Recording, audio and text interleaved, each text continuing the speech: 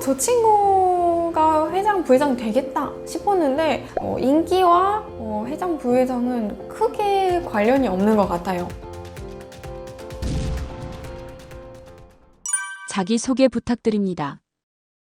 안녕하세요. SNS에서 무엇이든 도전하는 해보자고 쌤으로 활동하고 있는 좌충우돌 신규교사 성장 레시피 공저 작가 조은혜입니다. 저는 이제 3년 되면은 보통 일정이라는 자격을 받게 되고 이제 신규에서 헌규가 됐다라는 얘기를 많이 하는데 저도 저렇게 3년 차가 되면 진짜 유능하고 멋있는 선배 교사가 될 수 있을 거라고 생각했거든요. 근데 사실 그냥 지금 느낀 거로는 시간만 너무 빨리 가고 그대로인 것 같은데 책임감은 많이 느끼고 있는 요즘인 것 같습니다. 요즘 학급 임원 선거 어떤가요? 보통 임원 선거는 학기가 시작하는 2주차쯤에 진행이 되는데 3학년 같은 경우는 첫 회장 선거를 경험하게 돼요. 그래서 제가 자취의 담당 교사로서 항상 학급 선거를 어떻게 했는지 그 종이를 봤는데 한 학급에서는 3학년의 경우 반의 3분의 1 이상이 출마를 하고 부회장 후보로도 한 번 더 나오고 그럴 만큼 아이들의 기대감이나 열정이 굉장히 크다는 것을 알 수 있습니다. 아이들이 선거 공약 발표를 할 때를 보면은 마술쇼를 준비한다거나 삼행시 발표 준비를 위해서 피켓 같은 것도 가지고 오기도 하고 뭔가 멋있게 보여지기 위한 노력들을 많이 해요. 그래서 굉장히 긴장된 상황임에도 나를 되게 잘 보여주려는 그런 의지와 열정을 볼 수 있습니다. 그리고 더 나아가서 정규 임원 선거를 보면은 자기 자신을 모르는 또 학생들이 많이 투표를 해야 하는 상황이기 때문에 다른 학생들의 표를 얻기 위해서 아예 학원이나 학교 밖에서 되게 난이금으로 자기를 어필한다거나 또는 평소에 모범적인 이미지를 가지고 봉사하는 어떤 이미지로서 공약을 내세우고 또 자기를 어필하거나 또 그 외에는 정말 확 꽂히는 공약 아니면 어떤 쇼맨십 같은 것들로 다양한 전략을 쓰고 있습니다. 저도 학교 다닐 때를 생각하면은 예전에 정말 인기 있는 그리고 뭔가를 쏘는 이렇게 햄버거를 산다거나 이런 류의 뭔가 사는 경제적인 그런 보상을 해주는 그런 친구들을 뽑거나 학급에서 어떤 다양한 이벤트를 직접 기획을 해서 뭔가 행사를 하겠다거나 하는 친구들을 뽑았다는 반면에 요즘에는 사실 아이들이 많이 부유해지기도 했고 가정 형편이 넉넉하다 보니까 뭔가 사주거나 이런 공약이 본인들에게도 그렇게 먹히지 않는 걸 잘 알고 있는 것 같아요. 그래서 그런 공약을 주로 한다기보다는 내가 가지고 있는 능력을 어떻게 친구들한테 같이 베풀 수 있는지 내가 모르는 걸 좀 더 도와준다거나 하는 그쪽으로 조금 더 많이 공약을 내세우는 거를 볼 수 있습니다. 요즘 아이들이 반장 선거에서 내세우는 공약은 어떤 것들이 있나요?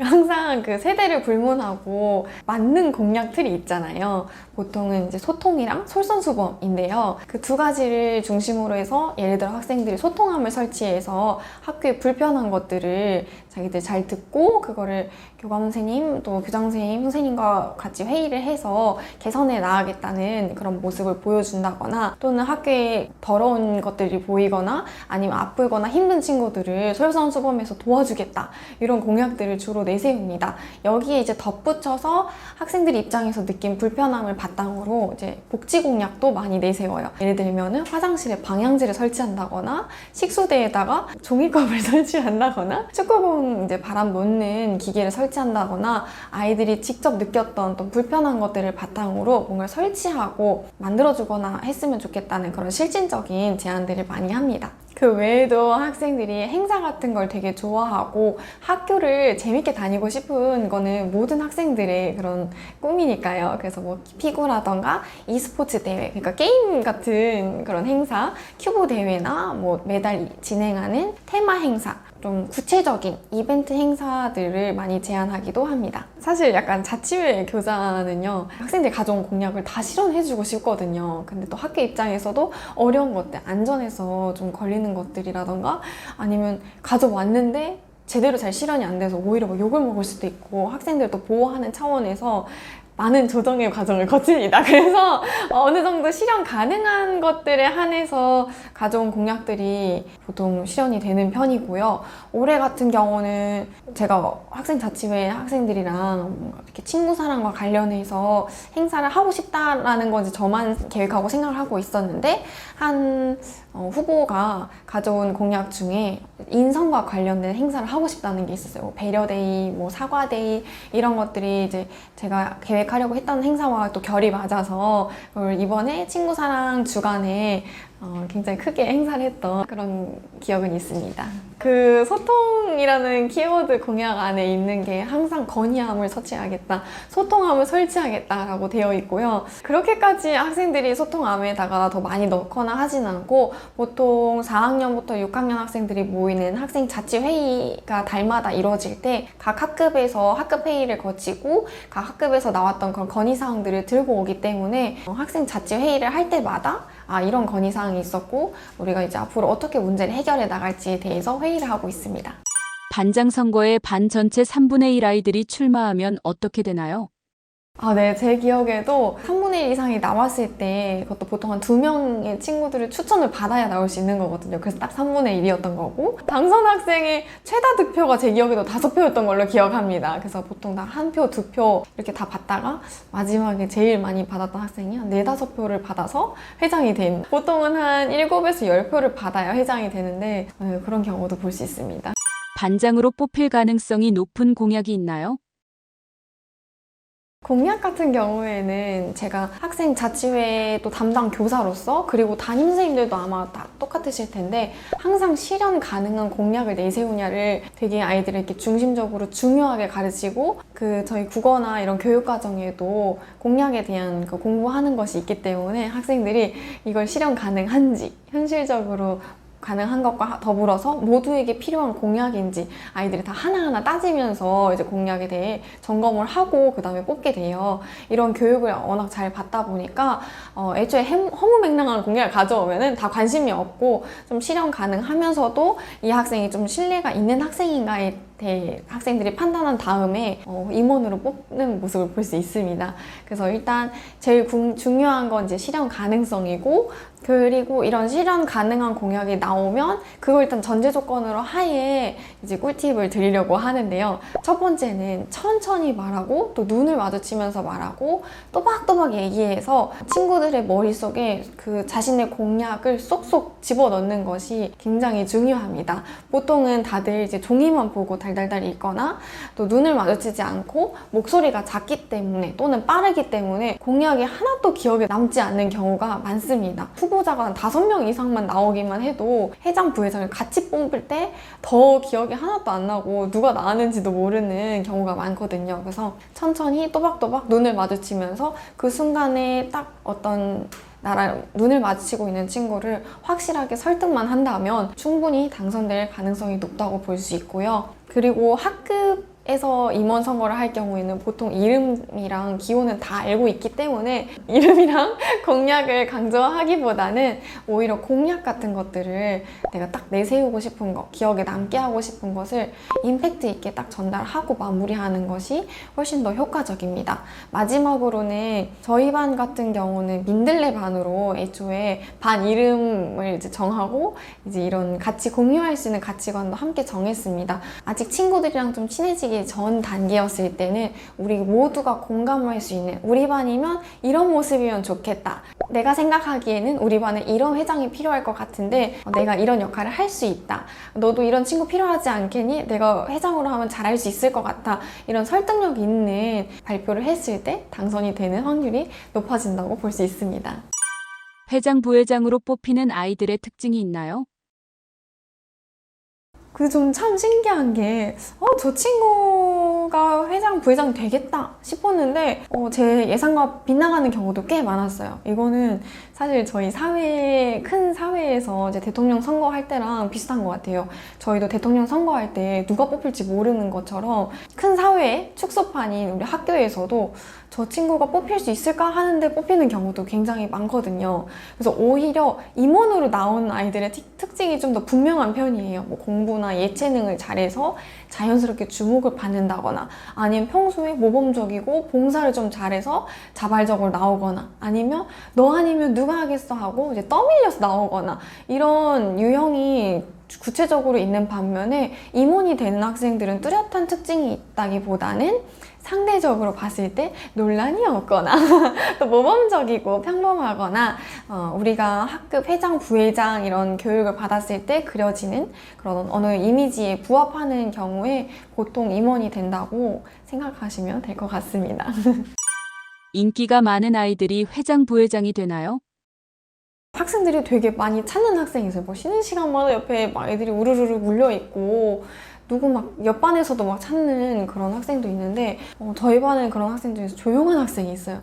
굳이 나눠서 얘기하지 않거나 좀 적극적이지 않은 학생의 경우는 서로 밀어서 너 회장 해봐, 부회장 해봐 하더라도 그 친구도 원하지도 않을 뿐만 아니라 실제로 그 공약 발표를 할 때 목소리가 너무 안 들리거나 아니면 진짜 전달력이 너무 떨어지거나 하는 경우 때문에 회장, 부회장으로까지 이어지기는 좀 어려운 것들이 있습니다. 오히려 회장, 부회장은 앞서 말씀드렸듯이 저 친구 너무 자기 주장이 센 거 아니야? 할 정도로 적극적인 학생들이 오히려 공약 발표에 있어서 딱 신뢰감을 주고 우리 회장, 부회장으로서 믿을만하다.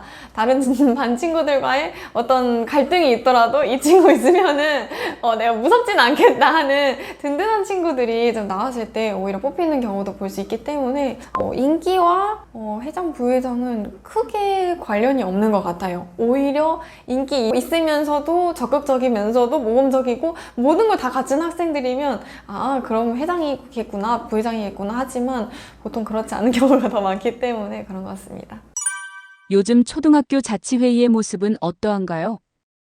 학급 자치회라는 이제 질문을 받았을 때 학급에서 먼저 생각을 하게 됐는데 예전에는 제가 학교 다닐 때 회장, 부회장이 체육대회 종목을 정하거나 심부름을 갈 때 대표로 간다거나 또 반에서 중요한 사안을 정할 때 조정하는 역할로서 굉장히 큰 역할을 했었는데요. 반면에 요즘은 1인 1 역할이 되게 체계화되고 학급마다 비서 역할도 있다 보니까 회장, 부회장으로서 역할이 엄청 크다기보다는 각 반마다 그 비중이 달라져서 보통 회의를 할 때 학급 회장, 부회장이 역할을 하고 그 외에는 학급마다 모습이 다른 것으로 알고 있습니다. 그리고 학급 자치회에서 더 나아가서 학생 자치회를 생각했을 때는 요즘 학생들은 팝업 스토어나 굉장히 다양한 체험 부스 같은 거에 대해서 익숙하고 자연스럽다 보니까 학생들이 학교에 그걸 행사로 끌고 오고 기획하고 직접 캠페인을 하는 그런 모습을 볼 수 있습니다. 그래서 이런 팝업 스토어나 체험이 굉장히 다양한 학군일수록 자치 활동이 활발한 모습을 볼 수 있습니다. 자치회를 운영하면서 느끼시는 것이 있으신가요?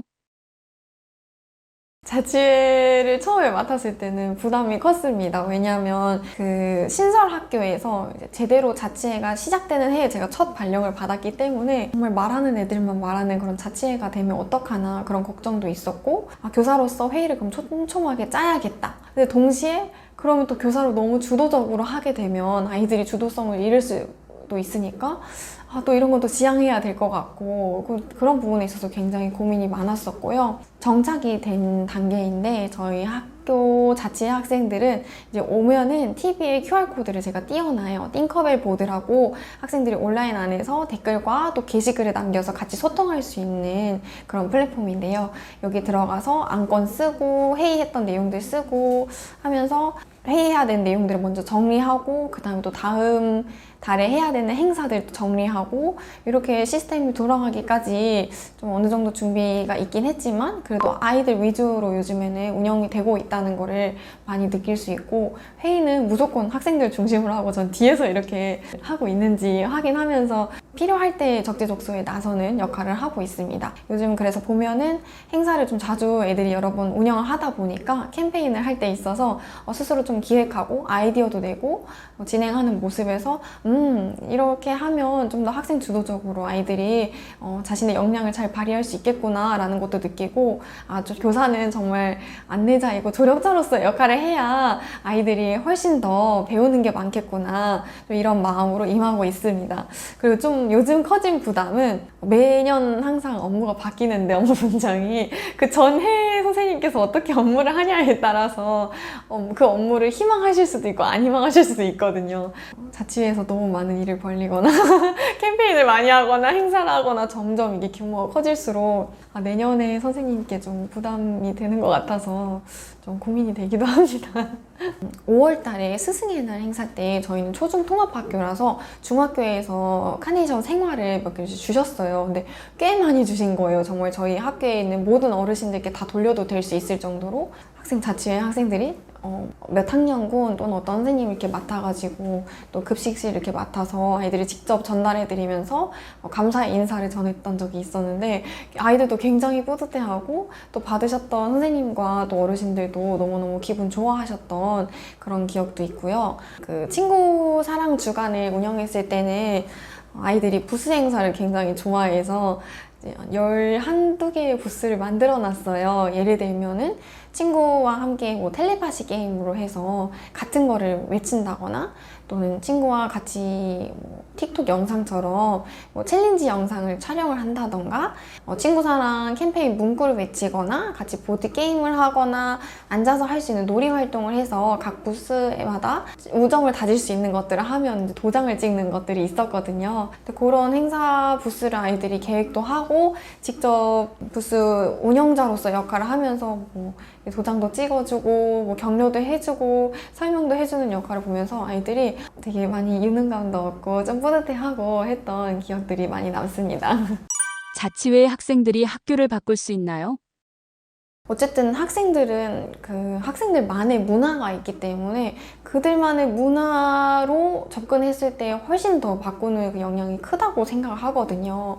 저희 학교 같은 경우는 아이들이 워낙 영상 세대고 디지털 네이티브다 보니까 이제 원래 처음에 자취회 행사를 매달 생활 약속들을 게시를 할 때 포스터로만 게시를 했었어요. 그래서 모든 아이들이 지나가는 그런 게시판은 크게 그냥 1, 2, 3번 약속 이렇게 덜렁 해갖고 게시만 했었는데 아이들이 워낙 영상 세대이고 그런 거 익숙하다는 것과 그런 의견들이 있어서 모든 생활 약속은 회의 후에 영상으로 이제 촬영을 하고 아이들이 뭐 의견 내면 편집도 하고 그렇게 해서 전달을 매달 하고 있거든요. 그래서 유튜브로 학생들이 자신의 얼굴과 함께 친구들에게 직접 나와서 설명하고 어떤 약속이 있고 그리고 우리 이번 달에는 어떤 행사를 할 건데 많은 참여를 해달라는 말을 직접 대본을 애들이 직접 쓰고 그거를 막 말하는 걸 보면서 뭔가 교사로 할 수 있는 것 이상으로 학생들이 직접 그런 말을 쓰고 또 그걸 직접 전달했을 때 훨씬 더 그 전달 효과가 크다 이런 생각은 하고 있습니다. 아이가 유독 친구 관계를 어려워한다면 어떻게 해야 할까요? 친구 관계로만 얘기해도 정말 1시간 얘기할 수 있을 정도로 되게 다양한 어려움도 많은데 저는 일단 저학년 같은 경우는 자신의 의견을 적극적으로 얘기를 하기가 좀 어려워하거나 친구 관계를 적극적으로 다가서기 어려워하는 경우를 좀 생각을 해봤고요. 또 고학년 같은 경우에는 좀 굳이 다가설 필요를 못 느끼는 반면에 학부모님께서는 그래도 친구는 있어야 되지 않겠냐 해서 좀 친구 관계에 어려움을 겪거나 또는 속상한 걸 좀 대화로 잘 풀어내야 하는데 요즘 단톡방이나 이렇게 뒤에서 하는 얘기들도 많잖아요. 건강하게 대화로 잘 풀어내지 못할 경우에 친구 관계에 어려워하는 모습을 볼 수 있었는데요. 초등학생이 이제 또래집 단계이기 때문에 나를 떠나서 함께 협력해서 뭔가 과제를 수행할 때 좀 유능감을 느끼고 거기서 성공을 했을 때 성취감을 느끼는 그래서 좀 자아가 좀 성장하는 단계란 말이에요. 좀 친구 관계를 어려워하는 학생들 같은 경우는 나에서 생각이 끝나는 경우도 꽤 있어요. 그래서 이런 경우는 이제 가정에서도 우리를 꼭 생각하게 이제 동생, 엄마, 아빠도 같이 생각해서 너만 생각하지 말고 나랑 너, 우리를 다 같이 생각해서 말하고 행동할 수 있게 계속 교육을 시켜야 한다고 생각을 하고 있고요. 그게 아니라 학생이 좀 불필요한 따돌림이나 견제를 당해서 친구 관계를 어려워하는 경우에는 가정에서 무엇보다도 지지해주고 가정에서만 할 수 있는 작은 성취감 있는 것들을 조금씩 주면서 이것도 잘 해낼 수 있다라는 성취감을 계속 주고 정서적인 지지를 해주는 것이 중요하다고 생각합니다. 그렇다고 막 이렇게 징징거리는 걸 다 들어줘라 이런 건 아니고요. 저희도 이제 겪었듯이 친구들과의 관계 문제가 생기면 괜히 집에 와서 편하고 만만한 가족들한테 훨씬 더 화풀이를 많이 하잖아요. 근데 그런 걸 다 받아주라는 얘기는 아니고요. 가정에서 너무 당연한 거 있잖아요. 뭐 작은 집안일부터 해서 소속감을 느낄 수 있는 것들부터 시작해서 아이들의 해낼 수 있는 작은 미션을 좀 주고 칭찬을 통해서 아이가 좀 가정의 소속감도 느끼고 엄마 아빠한테 좀 말할 만하네 하고 마음이 좀 터너졌을 때 부모님께서 조언을 해주셔야 아이들에게 훨씬 더 먹힌다는 것을 말씀드리고 싶습니다. 우리 아이가 따돌림 당할 때 보내는 신호가 있나요? 대화가 가장 중요하다고 생각하거든요. 이제 고학년으로 갈수록 이제 남학생 같은 경우는 집에 들어가면 대화를 잘 안 해요. 학부모님께서 물어봐도 그냥 좋아, 됐어. 이 정도만 대화를 하기 때문에 그럼에도 불구하고 좀 학교를 가기 싫어하거나 친구들에 대한 얘기를 꺼냈을 때 좀 불편해한다거나 아니면 평소 친한 친구를 그래도 한두 명씩은 얘기를 했는데 그 친구들의 이야기도 좀 안 하게 된다거나 할 경우에는 학교 생활에 있어서 지금 또래 관계에 어떤 어려움이 있는지 좀 살펴볼 필요는 있다고 생각을 합니다. 그 외에는 이제 학생들의 관계가 하루 만에 좋았다가 나빠졌다 하는 경우도 많기 때문에 단기간에 보고서 우리 아이가 학폭을 당하는 거 아니야? 친구 관계에서 지금 누가 우리 아이를 따돌리고 있거나 나쁘게 행동하는 거 아니야? 하는 너무 큰 걱정을 가지고 있지 마시고 아이들도 근데 또 대화를 하면서 이게 해결해 나가는 것도 굉장히 큰 성장에 중요한 배움이기 때문에 웬만한 교우 관계랑 또래 관계는 아이들이 학교에서 잘 해결하고 올 수 있도록 최대한 아이들한테 좀 믿고 지지하고 응원한다는 것들을 좀 많이 얘기해 주시는 게 더 중요한 것 같습니다. 요즘 아이들의 ADHD 심각성은 어떤가요?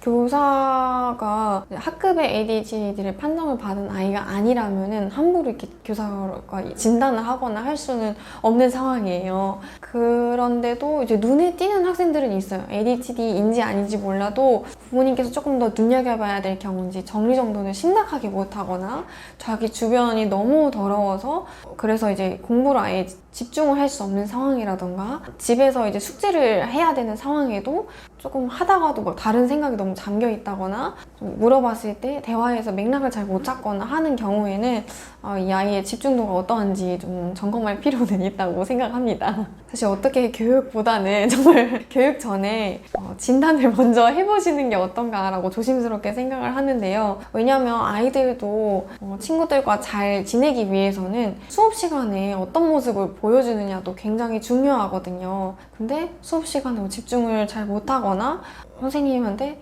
지금 어디 하고 있어? 다시 봐봐 라는 이야기를 계속해서 듣거나 지금 뭐 하고 있었어? 라는 얘기를 계속 들으면은 결국 이런 것도 이 학생에 대한 어느 정도 인식이 또 생긴단 말이에요. 그래서 아이들을 위해서라도 좀 도움이 필요한 경우에는 상담이나 검사를 좀 열어두는 것이 중요하다는 생각을 하고 있습니다. 뭐 실제로도 복약을 하고 나서 조금 더 집중력이 좋아진다거나 또 자리 정리정돈을 잘 하거나 정말 또 다른 아이가 돼서 온다거나 하는 경우도 있기 때문에 진단이 좀 아이를 위한 좀 시작이지 않을까. 그리고 진단을 받았을 때도 실제로 그냥 정말 교육으로도 다 해결되는 학생도 있기 때문에 먼저 진단을 받아보시고 그 다음에 이제 교육을 통해서 아이들 좀 더 의자에 앉아있는 습관 같은 것들 좀 기르고 바른 자세 또 꾸준히 뭔가를 하고 있는 경험들 작은 성취도 같은 것들을 주면은 조금 더 집중을 할 수 있다고 말씀드리고 싶습니다. ADHD 관련해서 부모님께 드리고 싶은 말씀이 있으신가요? 진단이나 약 복용에 대해서 좀 덜컥 놀라시지 않았으면 좋겠다라는 말씀을 드리고 싶었어요. 정말 실제로 진단을 받았을 때 정말 별거 아니고 그냥 똑같거나 아니면 발달이 조금 느려서 그럴 수도 있다라는 경우도 있기 때문에 또 그리고 그냥 그 아이의 성향일 수도 있고 근데 이거를 진단을 받기 전에 우리 아이는 이래서 그런 거예요 라고 먼저 이렇게 학부모님께서 진단이나 이렇게 딱 결과를 내리시기보다는 좀 더 전문가의 입장으로 보시면 훨씬 더 아이를 위해서 진짜 정말 아이를 위해서 교사 입장에서도 그래서 담임 선생님 입장은 약간 정말 엄마처럼 계속 보게 된단 말이에요. 그래서 그냥 저 친구를 위해서라도 한 번쯤은 받아보면 어떨까라는 생각을 하고 있기 때문에 학부모님께서도 크게 막 이렇게 엄청 걱정을 가지고 이렇게 정말 그랬으면 어떡하지? 라고 생각하셔서 가시겠지만 설령 뭐 관련된 약 복용을 해야 된다는 진단을 받게 되시더라도 그거는 결국 아이를 위한 거다 보니까 그 부분에 대해서는 좀 더 선생님과 함께 같이 이 아이를 위해서 함께 힘쓰고 이 아이가 더 어떻게 하면 잘 성장할 수 있을까를 함께 상담하고 방법을 모색하는 것이 좀 더 건강한 방향이지 않을까 그렇게 말씀해 주시면은 담임 선생님의 입장으로서 더 너무 감사하거든요. 이 아이를 위해서 제가 더 노력하고 더 알아보고 해주고 싶은 게 더 많아지기 때문에 학부모님께서 조금 더 많은 정보를 알려주시면 알려주실수록 저희는 더 좋습니다. 제일 먼저 큰 타격을 받는 게 교우 관계예요. 학생들이 그렇게 수업 시간에 잘 집중을 못하는 경우가 그냥 거기서 끝나는 경우면 정말 교육으로도 해결될 수도 있고 가정에서 어떤 지도를 통해서도 해결될 수 있는데 그게 아니라 정말 이제 진단을 받아야 되는 경우는 교우 관계에도 큰 타격을 받고 친구들 사이에서도 쟤는 왜 저래 이런 게 반응이 다 나오다 보니까 그렇게 될 경우는 학교에서는 우리가 같이 살아가는 방법 배우고 함께 더불어 가는 뭐 협력하는 그런 활동들을 다 준비를 했는데 참여를 하기조차도 어려운 상황이 되다 보니까 학교에서 할 수 있는 그런 협력적인 사회화된 활동을 하기 좀 어려운 상황이다라고 생각을 하시면 될 것 같고요. 부모님께서 받아들이시기 어려운 경우에는 선생님께서 이제 학교 한번 와보셔도 된다, 참관해 보셔도 된다고 말씀드리기도 합니다. 학급에서 인기가 많은 아이들의 공통점이 있나요? 친구들한테 좀 인기가 있는 아이들을 한 3가지 유형으로 분류를 해봤어요. 첫 번째는 좀 논란형 인기형인데요. 두 번째는 단기 인기형, 세 번째는 좀 꾸준한 장기 인기형 이렇게 3가지로 나누어 보았습니다. 논란형 인기형은 이제 외모가 굉장히 출중하거나 아니면 되게 발랄하고 재치있고 재밌어서 주목받고 수업도 되게 재밌게 만들어지지만 가끔 선을 넘는 그래서 오히려 친구한테 인기가 있는 그런 유형이 있고요. 또 단기 인기형 유형은 뭐 게임이나 아니면 체육 이런 거 공부 한 분야에만 되게 특화되어 있는데 좀 사회성이 조금 부족해서 인기가 그렇게 오래 가지는 않지만 그런 거를 발휘해야 할 때는 누구야 하고 딱 제일 먼저 찾는 그런 인기 유형의 친구가 있고요. 마지막으로 이제 꾸준한 인기형은 되게 조용하게 챙겨주고 좀 안정감 있게 관계를 맺는 친구들. 보통 이런 친구들이 저희가 생각했을 때 회장, 부회장 이렇게 이미지로 떠올리는 것 같아요. 좀 감정 기복도 적고 그러면서도 자신의 의견을 좀 자신 있게 얘기할 수 있는 친구들이 여기에 해당하는데 그래도 이 3가지 유형의 학생들 다 생각을 해보니까 공통적으로 저희는 어쨌든 학교에 오면 재밌고 싶잖아요. 재밌는 기억이 있었으면 좋겠고 그런 좀 즐거운 기억들을 만들어주는 친구들이 인기 있는 아이들의 특징인 것 같습니다. 4세고시, 7세고시 열풍에 대해서 어떻게 생각하시나요?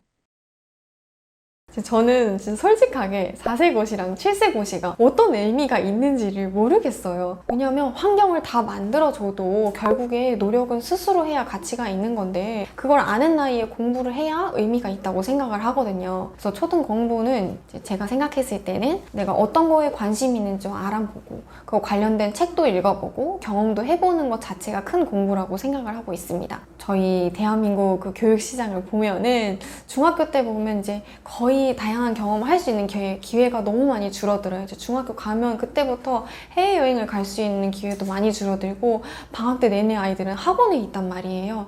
그래서 초등학교 때는 부모님 손 잡고 무조건 여행 다니고 우리나라 대해서 알아보고 무언가를 이제 공부하기 위해서 미술관, 박물관, 뭐 역사관 내가 이제 가볼 수 있는 인프라가 이렇게 많구나라는 거를 아이들이 알아서 스스로 뭔가 알고 싶을 때 책을 읽어보고 그 장소에 찾아가 볼 수 있다는 거를 아는 것 자체가 초등학생한테 큰 공부라고 생각을 합니다. 제가 자취회를 하면서 진짜 안타까웠던 게 어떤 캠페인이나 행사를 준비를 하게 되면 계획부터 좀 추진 있게 좀 끝까지 하려면 좀 아이들이 남아가지고 뭐 피켓도 만들고 부스도 직접 같이 설치를 해보고 하는 거 이렇게 손으로 다 하나하나 만드는 것 자체가 아이들한테 되게 귀한 경험이고 공부란 말이에요. 근데 회의하다가 중간에 학원 가야 돼서 가야 돼요. 심지어 쫑파티를 하다가 피자 한 조각 먹다가 저 이제 학원 가야 돼서 가야 돼요 하고 학원을 가는 학생들이 굉장히 많아요. 그래서 어떤 공부나 뭐 이렇게 성취를 해야 된다는 생각에 좀 아이들이 갇혀 있기도 하고 또 그런 생각이 아이들만의 생각이 아니라 결국은 부모님으로부터 영향을 받아서 아이들도 학원에 대한 인식을 이렇게 자연스럽게 자리 잡는 거기 때문에 저는 되게 너무 안타깝다고 생각하거든요. 초등학생 때는 남아서 친구들이랑 남아가지고 부스 만들 수 있으면 하나하나 종이 다 잘라보고 이렇게 뭐 붙여보고 이렇게 자기 손으로 그게 허접하더라도 만들어보는 경험 자체가 아이들한테 굉장히 뿌듯하고 와 이거 누가 만들었어? 누가 그렸어? 했을 때 거기서 얻는 성취도가 굉장히 큰데 그거를 하지 못하면 결국에는 그냥 이제 인쇄된 거 이미 만들어진 거에 때 좀 더 익숙해지다 보니까 좀 그런 것들이 많이 아쉽다. 아이들에게 경험이 부족해진다라고 말씀드리고 싶습니다. 공부를 잘하는 학생들의 특징이 있나요? 다 이런 걸 알아서 스스로 하는 학생들이 공부 잘하는 학생들이다 라고 말씀을 드리고 싶어요. 자기가 관심 있는 것이 무엇인지 이미 알고 있고 파고들었던 경험이 있기 때문에 친구들이나 어른들에게 우와 너 그런 것도 알아? 뭐 이런 이야기를 들은 학생들은 점점 더 그런 것들이 경험이 쌓이다 보니까 공부에 대한 좋은 기억이 있을 수밖에 없어요. 이게 어렸을 때 뭐 예를 들어서 공룡이 될 수도 있고요. 그냥 종이접기가 될 수도 있고요. 무엇이든지 좋으니까 뭔가에 대해서 관심을 갖고 거기에 대해서 책을 막 빌려보면서 알아보고 그것도 막 옆에서 이렇게 이야기를 막 하면은 주변 또 어른들은 또 잘 들어줘야 돼요. 부모님께서도 그런 얘기를 했을 때 하고 그냥 시큰둥하게 넘어가시면 안 되고 와 너 그런 것도 알아? 다른 건 뭐 공룡에 대해서 알아봤으면 익룡도 알아봤어? 이렇게 좀 더 넓혀주는 주제를 또 던져준다거나 이런 기회들을 제공해 주었을 때 점점 더 공부를 잘하는 아이가 될 수밖에 없다라고 말씀드리고 싶습니다. 초등학교 때 절대 놓치면 안 되는 것이 있나요? 저는 초등학생 때야말로 정서적으로 굉장히 안정된 상태가 되어야 한다라는 생각을 많이 하고 있거든요. 특히 고학년 또 중고등학생 때로 가면 갈수록 또래 관계에 있어서 너무 힘들어하고 또 성적 때문에 뭐 경쟁체제 비교하고 또 특히 SNS 하면은 학생들이 엄청 많이 비교를 해요. 요즘에 중고등학생들은 이제 부모님의 돈으로도 비교를 많이 하고 있기 때문에 그 어떤 것에도 위축되지 않을 만한 가정에서 어떤 정서적인 안정감과 그런 소속감이 굉장히 중요하다고 생각하거든요. 그러기 위해서는 학생들이 무조건 가족들과 함께 시간을 많이 보내야 한다. 뭐 여름에 그게 정말 사소하게 부모님과 같이 도서관에 가서 책을 읽는다거나 영화 보고 느낀 점과 같이 나눈다거나 밤늦게까지 가족들과 논다거나 뭐 봉사를 같이 가보거나 할머니 집에서 할머니 일 도와드리고 따뜻하게 사랑을 주고받은 그런 경험들 그런 작은 경험들이 요즘에는 진짜 약간 학부모님께서도 큰 컨텐츠 하나 하시고 나머지 이제 학원이나 이제 돌봄이나 이렇게 아이들을 보내시기 때문에 좀 그런 사소한 일상들이더라도 아이들과 보내는 정서적으로 교류하는 경험이 깊어지면 깊어질수록 좀 학생들이 다른 친구들을 헤아릴 수 있는 그런 마음 그릇이 커져요. 그러면 좀 이런 점점 커지는 그런 마음 그릇에 따라서 아이들이 중학교 때도 고등학교도 흔들리지 않고 자기 자신의 것을 좀 뚝심 있게 해낼 수 있다라고 볼 수 있습니다. 구독자님들께 해주고 싶은 말씀이 있으신가요? 자취의 교사로서 아이들이 이제 더 중요한 배움을 할 수 있음에도 학원에 가야 한다라는 이유로 빠지고 귀한 경험을 못하는 경우가 많은데요. 이런 아이들의 학원에 대한 인식도 공부에 대한 인식도 결국은 부모님에게 영향을 받는 거거든요. 그래서 학부모님께서도 어떤 것이 인생에서의 좋은 공부인지 그리고 학원은 우리 인생의 삶에서 그리고 학생의 삶에서 어떤 의미인지 이게 정말 학교에서 배울 수 있는 더 큰 공부를 대체할 수 있을 정도의 그만큼의 중요한 것인지를 좀 잘 생각해 보시고 아이들과도 잘 얘기해 보셔서 아이가 생각했을 때 스스로 판단했을 때 이게 나한테 더 친구들과 협력해서 뭔가를 같이 뿌듯하게 만들어 나가는 경험이 더 중요하다 하면은 그걸 이제 부모님께도 나 이런 경험이 필요하고 이런 거 했으면 좋겠다라고 얘기했을 때 학부모님께서도 긍정적으로 받아들여 주시고 하면 훨씬 더 귀한 배움이 될 수 있을 것 같아서 네, 아이들의 이야기를 기울여 주시기를 네, 부탁드리고 싶습니다.